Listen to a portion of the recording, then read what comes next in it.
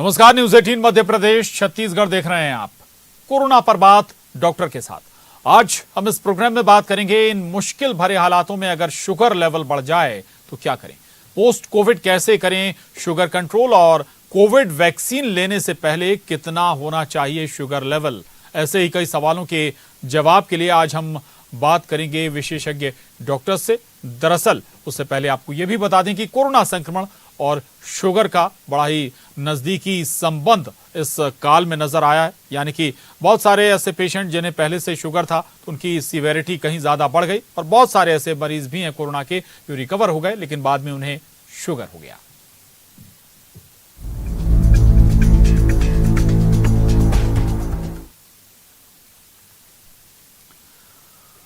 तो दरअसल शुगर जिनकी बढ़ी होती है, कोरोना संक्रमण उन्हें ज्यादा खतरे में डाल सकता है और ऐसे लोगों की परेशानी ज्यादा बढ़ जाती है। लेकिन शुगर केवल पहले से शुगर वाले मरीजों को अगर कोरोना हो जाए उनकी ही परेशानी नहीं बढ़ती है, बल्कि कोरोना संक्रमण के बाद भी शुगर होने की संभावनाएं बढ़ जाती हैं। 10% से ज्यादा केसेस में ऐसे मामले सामने आ रहे हैं कि जिन्हें कोरोना हुआ और उसके बाद उन्हें शुगर भी हो गई। हालांकि इसके अलग अलग तर्क दिए जा रहे हैं कि एस्टेरॉयड इसकी वजह है, रेमडेसिविर जैसे दूसरे एस्टेरॉयड्स इन्हें दिए गए जिसके चलते इनका शुगर लेवल बढ़ गया। लेकिन विशेषज्ञ कुछ और तर्क भी देते हैं, कई और दूसरी वजह भी होती हैं। जरूरी नहीं है कि उन्हीं लोगों की शुगर बढ़ गई हो कोरोना संक्रमण के बाद जिन लोगों को एस्टेरॉयड्स दिए गए हैं। कई दूसरे कारण भी हो सकते हैं। बॉडी में, आपके शरीर में कई ऐसे बदलाव होते हैं जो आपके पैनक्रियाज से इंसुलिन को रिसीव करना या निकालना कम कर देता है और उसकी वजह से शुगर लेवल बढ़ जाता है। लेकिन फिर भी हम इस पर जरूर बात करेंगे कि आखिर शुगर और कोरोना का क्या संबंध है और इस संबंध में कितने खतरे हैं। कैसे कोरोना पेशेंट, अगर कोई पहले से शुगर पेशेंट है तो उसे क्या ख्याल रखने चाहिए, किन बातों का ध्यान रखना चाहिए। इतना ही नहीं, और अगर कोई कोरोना पेशेंट रिकवर होने के बाद उसे शुगर हो गई है तब उसे क्या करना चाहिए। सवाल यह भी होगा कि क्या अगर कोरोना संक्रमण के बाद किसी को शुगर हुई है तो क्या उसकी शुगर कंट्रोल हो सकती है या फिर आजीवन उसके लिए यह बीमारी उसके साथ जुड़ गई है। क्या फैक्ट्स हो सकते हैं, क्या पहलू हो सकते हैं, हम उन पर भी जरूर चर्चा करेंगे अपने खास विशेषज्ञों के साथ, खास पैनल के साथ। और चूंकि शुगर वैसे भी लोगों की परेशानी का सबब हमेशा होती है, शुगर लेवल का बढ़ा होना कई दूसरी बीमारियों को भी न्योता देता है। हार्ट से लेकर किडनी, लीवर, तमाम दूसरी बीमारियों पर दूसरी बीमारियां आपके शरीर में जगह बना सकती हैं अगर आपका शुगर बढ़ा है तो, और इसीलिए लगातार शुगर को कंट्रोल रखना होता है। और हमारे साथ दो खास मेहमान जुड़ गए हैं, doctor Mayank Patidar MD medicine और डॉक्टर राजीव सूद, और साथ ही हमारे साथ डॉक्टर सारिका श्रीवास्तव भी जुड़ी हैं। आप सभी का बहुत स्वागत है इस खास चर्चा में। आज शुगर पेशेंट्स पर भी हम बात करना चाह रहे हैं और मकसद यही है कि जो कोरोना पेशेंट हैं और उन्हें अगर शुगर हो जाती है तब क्या करें, क्या ना करें। शुगर पेशेंट्स को अगर कोरोना हो जाए उस सिचुएशन में कैसे हैंडल करना चाहिए। लेकिन डॉक्टर मयंक पाटीदार, सबसे पहले उस संबंध को जरूर समझाएं कि शुगर और कोरोना कितना इनका संबंध है, और अगर कोई पेशेंट शुगर से पहले से ग्रसित है, उसे कोरोना हो जाता है तो कैसे हैंडल करना है, क्या कॉम्प्लिकेशंस हमें सामने देखने को मिल सकती हैं। डॉक्टर मयंक पाटीदार।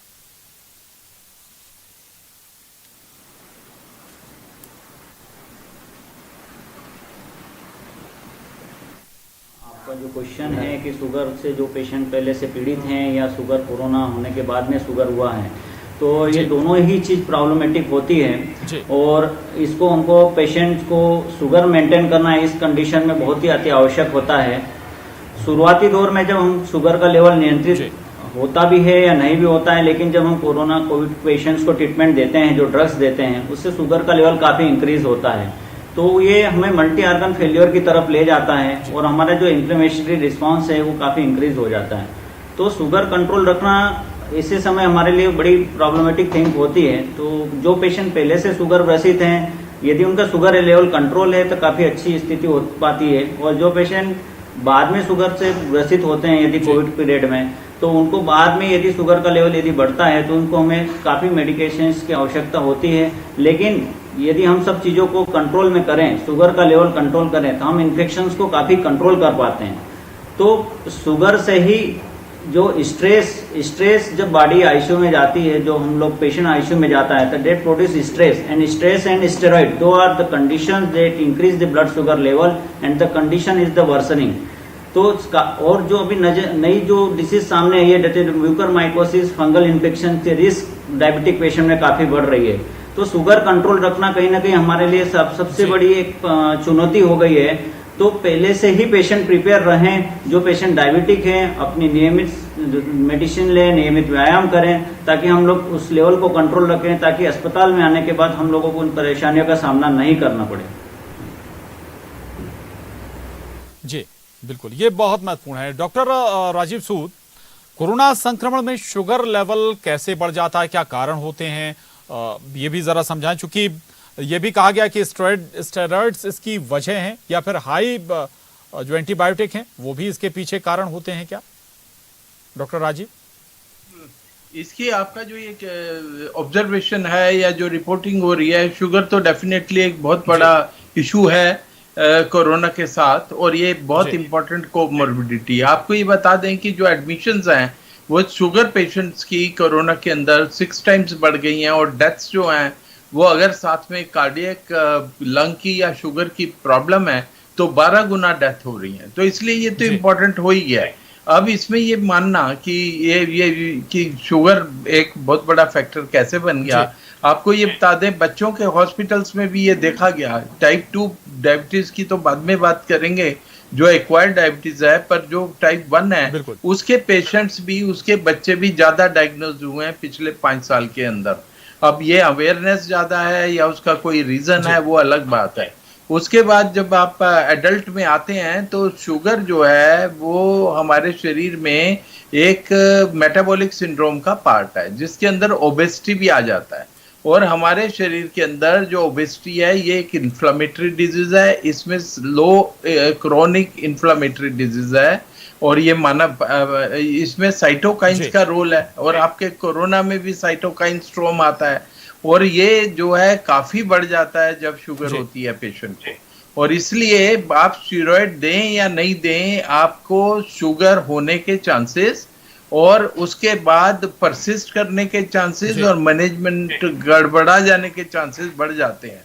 और हाँ, जब सेकंड आपका जो फेज होती है कोरोना इन्फेक्शन की, सेकंड वीक जो होता है, जब आपका साइटोकाइंस बहुत ज्यादा होते हैं, इन्फ्लामेटरी मार्कर्स होते हैं, उस टाइम थ्रोम्बोजेनेसिस भी होती है। तो जो कॉम्प्लिकेशंस हैं, स्पेशली आपके लीवर के अंदर, आपके लंग्स के अंदर, आपके हार्ट के अंदर, और कभी ब्रेन के अंदर भी, जहाँ पे एडिपोस सेल्स होते हैं वहां पे भी ये सारे के सारे कॉम्प्लिकेशंस बढ़ जाते हैं। मल्टी ऑर्गन, जैसे डॉक्टर साहब बता रहे थे, इसके अंदर उसका खतरा हो जाता है। साथ में इन्फेक्शंस अगर हो जाए, कीटो एसिडोसिस हो जाए तो और प्रॉब्लम हो जाती है, और इन इन्फेक्शन से किडनी भी शटडाउन हो सकते हैं, एक्यूट रीनल इंजरीज हो सकती हैं। तो शुगर अकेला और as a part of complete metabolic syndrome एक बहुत बड़ी कोमॉर्बिडिटी है। और भारत क्योंकि इसका कैपिटल है शुगर का, हमारे यहाँ नंबर बहुत ज्यादा है, और डायबिटीज वाले पेशेंट्स को या जो प्री डायबिटिक है, जिनको खतरा है, जिनकी फैमिली में हिस्ट्री है शुगर की, उनको कोरोना महामारी में बचाना बहुत जरूरी है, और अगर हमको ये सारी कॉम्प्लिकेशन से बचना है। जी जी बिल्कुल। डॉक्टर रिमझिम श्रीवास्तव, किसी पर्सन को कोविड से पहले कोरोना शुगर नहीं है और कोविड के बाद रिकवर करने के बाद उसे शुगर हो गई, उसका शुगर लेवल बढ़ गया है, तो एक सवाल मन में जरूर है लोगों के कि ये शुगर अब क्या आजीवन अब उनके शरीर में रहने वाला है शुगर की बीमारी, या फिर एक टाइम बीइंग के साथ वो कंट्रोल भी हो जाएगा, खत्म भी हो जाएगा? डॉक्टर रिमझिम, देखिए, ये जो जैसे कि डॉक्टर साहब ने बताया कि कोविड के दौरान जो शुगर होती है, वैसे लोग जिनको पहले शुगर की बीमारी नहीं थी, वो स्ट्रेस की वजह से या स्टेरॉइड की वजह से, इन दो वजह से उनमें शुगर की बीमारी शुरू हो सकती है। जिन लोगों में ये शुरू होती है प्राय ये देखा जाता है कि उनके कोई प्रीडिस्पोजिंग फैक्टर रहते हैं। प्रीडिस्पोजिंग फैक्टर मतलब उनमें हाई रिस्क ग्रुप रहते हैं, जैसे उन्हें मोटापा रहा या फैमिली में कोई हिस्ट्री रही या प्रेग्नेंट फीमेल्स हैं जिनको डिलीवरी के टाइम पे शुगर हुई, तो ये सारे हाई रिस्क ग्रुप में आते हैं जिनका खान पान और दिनचर्या ठीक नहीं है। तो इन हाई रिस्क वाले ग्रुप को स्टेरॉइड और स्ट्रेस की वजह से शुगर की बीमारी हो सकती है। प्राय जब कोविड ठीक हो जाता है, बाकी सारे पैरामीटर्स में नॉर्मल आ जाते हैं और अगर वो पेशेंट हेल्दी है और उसमें हाई रिस्क ज़्यादा नहीं है तो वो कुछ हद तक नॉर्मल होने के चांसेस रहते हैं। लेकिन ये सब डिपेंड करेगा कि आपने और क्या क्या दवाइयाँ ली थी उस दौरान और आपके जो मेटाबॉलिज्म में कितने चेंजेस आए थे और आगे आप कितना परहेज रख रहे हैं, उन सब पे ये डिपेंड करेगा कि दवा बंद हो पाती है कि नहीं हो पाती है। अगर आपने कंटिन्यू नहीं किया, प्रॉपर परहेज नहीं रख रहे हैं, एक्सरसाइज नहीं कर रहे हैं, वेट कंट्रोल नहीं कर रहे हैं, तो ये फिर आजीवन आपको, और एक दौर के बाद ये आता है कि वो इरिवर्सिबल होता है, फिर उसके बाद वो रिवर्सिबल नहीं हो सकता और उनको आजीवन ये दवाइयाँ लेनी पड़ेंगी। जी जी जी बिल्कुल, एक टाइम फ्रेम है, अगर उस ड्यूरेशन में आपने क्योर कर लिया तो बेहतर है, नहीं तो फिर वो आजीवन आपके साथ रहेगी। डॉक्टर मयंक पाटीदार, कुछ मामले ऐसे भी आए हैं कि माइल्ड सिम्टम था कोरोना संक्रमण का और कोई स्टेरॉइड भी नहीं दिया गया और कोई ऐसा फैमिली बैकग्राउंड भी नहीं कि परिवार में कोई शुगर पेशेंट रहा हो, लेकिन इसके बावजूद कोरोना से रिकवर होने के बाद शुगर हो गई, ये भी संभव है?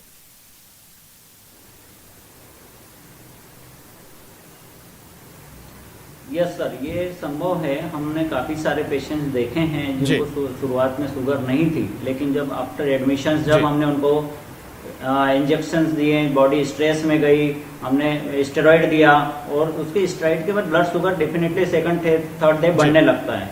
उस शुगर को कंट्रोल करने के लिए हम इंजेक्टेबल इंसुलिन का यूज़ करते हैं और शुगर को कंट्रोल रखते हैं। लेकिन जब पेशेंट डिस्चार्ज होता है, डिस्चार्ज के बाद भी हमको ओरल स्टेरॉइड देना होता है और उसको टेपरिंग डोज में देते हैं, लेकिन शुगर का लेवल काफ़ी समय तक बढ़ा हुआ रहता है।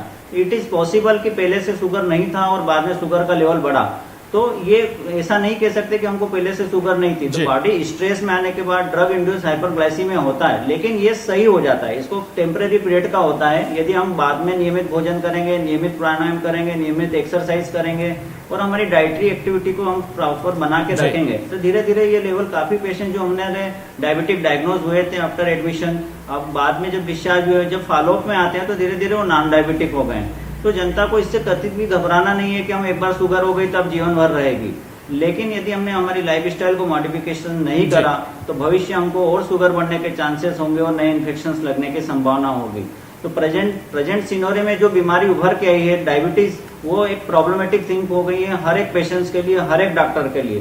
तो हमको कहीं ना कहीं शुगर पे हमारा ध्यान रखना होगा, किस तरीके से हम नॉर्मल जनता भी आज हमारे शुगर के लेवल को कंट्रोल करें, रेगुलर एक्सरसाइज करें, डाइटरी कंट्रोल करें, प्राणायाम करें, योग करें और हम लोगों को अपने को स्वस्थ बना के रखें, ताकि जब इस तरीके की, जैसे डायबिटिक एक नॉन कम्युनिकेबल डिसीज है और जो शुगर, जो अभी कोविड आया है, ये कम्युनिकेबल डिसीज है, ये दोनों ने मिल करके एक हाहाकार जो मचाया है, इसको हमको कहीं ना कहीं कम करना पड़ेगा और आम जनता को इसके लिए जागरूक होना पड़ेगा, ताकि हम हमको आगे की इन सिनेरियो में जब इस तरीके की कम्युनिकेबल डिसीज, कोविड इन्फेक्शन जैसी अन्य बीमारियां आए, ताकि हमें नई परेशानियों का सामना नहीं करना पड़े।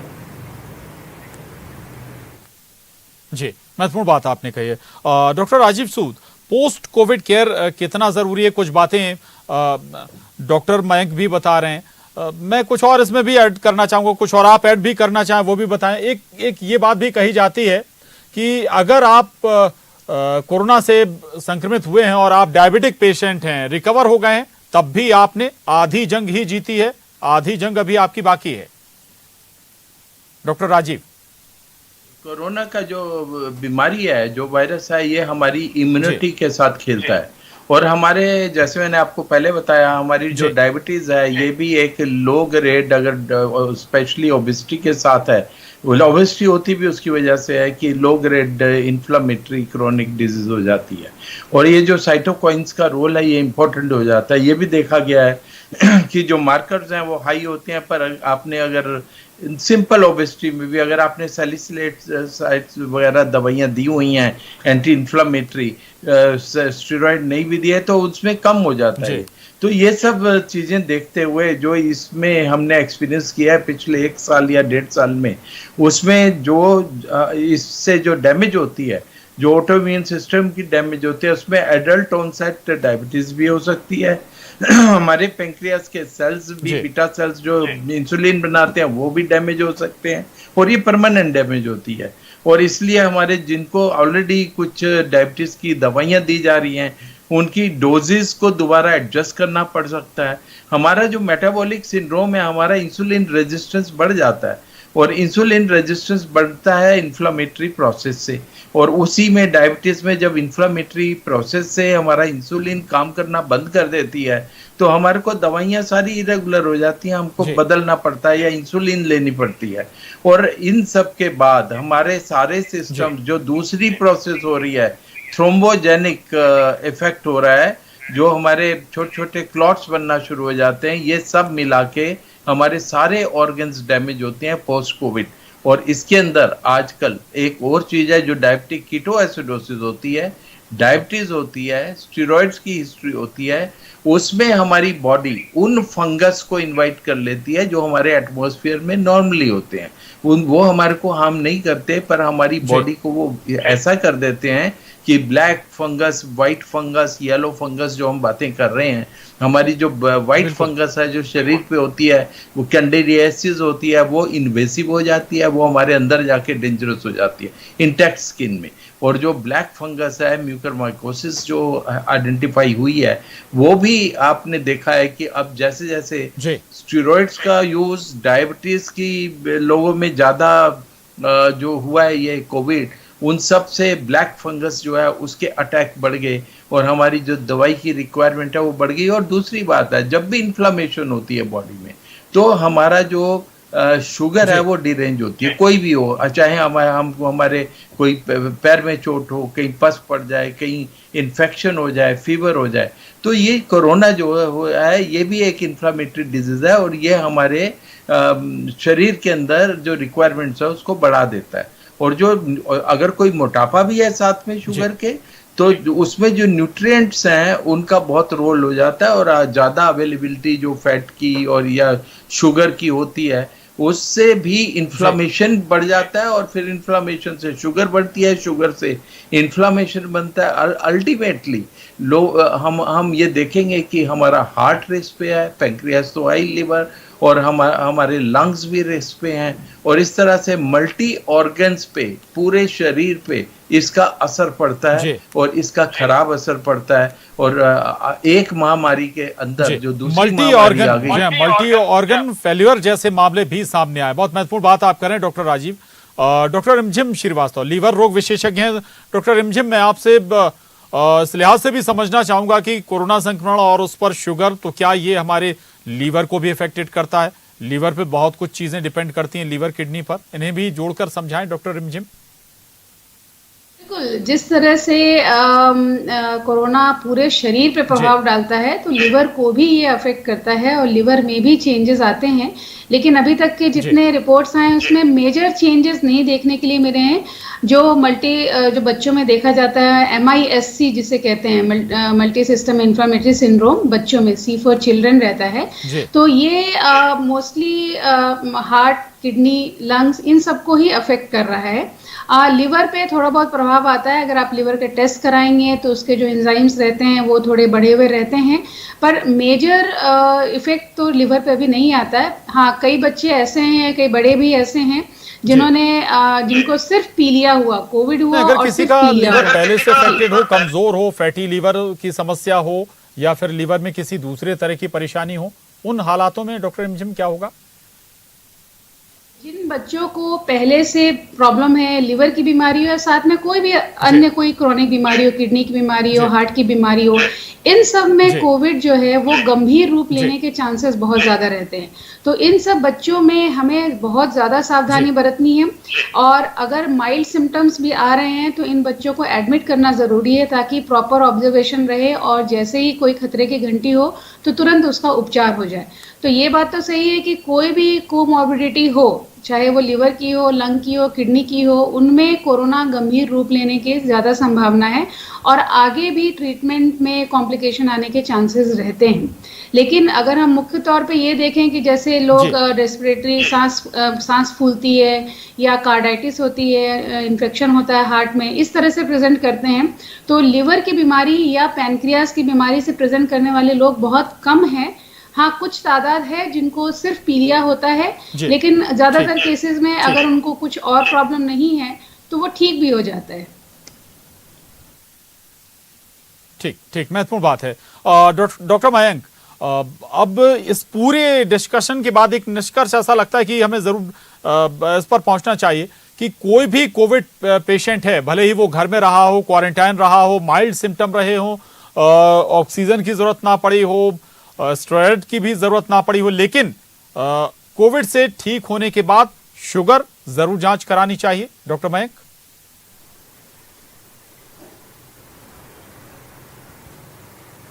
एग्जैक्टली आप सही बोल रहे हैं कि लेकिन पूरे पीरियड में भी यदि हमको कहीं ना कहीं हमारी ब्लड शुगर रेज नहीं हुई है तो बाद में भी हमको संभावना रहती है कि बाद में भी हमारे संभावना हो सकती है कि हमारी शुगर बढ़े। इसलिए जनता ने, जो पेशेंट्स हैं, जब डिस्चार्ज जाते हैं, रेगुलर डॉक्टर्स का फॉलोअप लेना चाहिए और अपनी ब्लड की शुगर टेस्ट करवाना चाहिए। एटलीस्ट 3 or 4 विजिट डॉक्टर्स की 1 वीक के अकॉर्ड विजिट करना चाहिए ताकि हम रेगुलर चेकअप कर पाएं। कभी बार क्या होता है, बाहर जाने के बाद शुगर चेक बढ़ती है और शुगर अनकंट्रोल होने के कारण इन्फ्लेमेटरी रिस्पॉन्स अगेन इंक्रीज होता है, देन प्रोड्यूस अपॉर्चुनिटी इन्फेक्शन, तो पेशेंट बिगड़ के आता है। तो regular blood sugar monitoring is must. अब जब कोविड का समय, अभी पेशेंट्स कम हुए हैं, तो मैं जनता को ये संदेश देना चाहता हूं कि अब जागरूक हो जाएं। जिस तरीके से तीसरी लहर की स्वास्थ्य विभाग तैयारी कर रहे हैं, जनता भी अपने आप के स्वास्थ्य के प्रति जागरूक हुए। शुगर के प्रति इस कोविड के पहले इतना किसी का ध्यान नहीं था, लेकिन अब हर जनता शुगर हर व्यक्ति चाहता है कि मेरी शुगर क्या है। तो ये जागरूकता पहले होना थी। तो हमको अपने ब्लड शुगर को कंट्रोल रखना, नियमित चेकअप करवाना, नियमित डाइट लेना, दुर्व्यसन को दूर करना, फिजिकल एक्टिविटी को बढ़ाना। वक्त की कमी, माफी के साथ डॉक्टर मैं रोक रहा हूं। कम शब्दों में डॉक्टर राजीव, आपसे एक सवाल कम शब्दों में जवाब चाहूंगा। क्या कोई टाइम फ्रेम होना चाहिए कि अगर कोरोना पेशेंट है उसके बाद शुगर हो गई तो कितने, 3 महीने, 4 महीने, 5 महीने, 6 महीने में ये कंट्रोल हो जानी चाहिए? शुगर का लेवल क्या होना चाहिए? कम शब्दों में डॉक्टर राजीव। देखिए, जो आपका इन्फ्लेमेटरी रिस्पांस होता है वो आपका सारा सेकंड वीक में होता है और उसके बाद इसमें इंप्रूवमेंट शुरू हो जाती है। हम सारा ट्रीटमेंट भी करते हैं पोस्ट कोविड सिंड्रोम के टाइम में। पोस्ट कोविड आपको पूरा ख्याल रखना है और जिस तरह से नॉर्मल डायबिटीज का कंट्रोल किया जाता है उसी तरीके से, हाँ, डोजेस उनका दवाइयां ये सब वेरी कर सकती हैं, इंसुलिन की रिक्वायरमेंट भी हो सकती है, पर एक बार अगर सेटल हो जाए, जैसे हम किसी आम डायबिटीज के पेशेंट को कंट्रोल करते हैं उसी तरीके से कंट्रोल किया जाता है, पर नए पैरामीटर्स के साथ। ठीक, बहुत शुक्रिया डॉक्टर राजीव सूद हमसे बात करने के लिए। डॉक्टर मयंक पाटीदार, आपका भी बहुत धन्यवाद, और डॉक्टर रिमझिम श्रीवास्तव, आपका भी बहुत शुक्रिया। बहुत महत्वपूर्ण जानकारी और इंफॉर्मेशन आज हमारे दर्शकों को इस चर्चा के माध्यम से मिली है शुगर पेशेंट और कोरोना पेशेंट्स के लिए। बहुत शुक्रिया आप सभी का इस चर्चा में शामिल होने के लिए।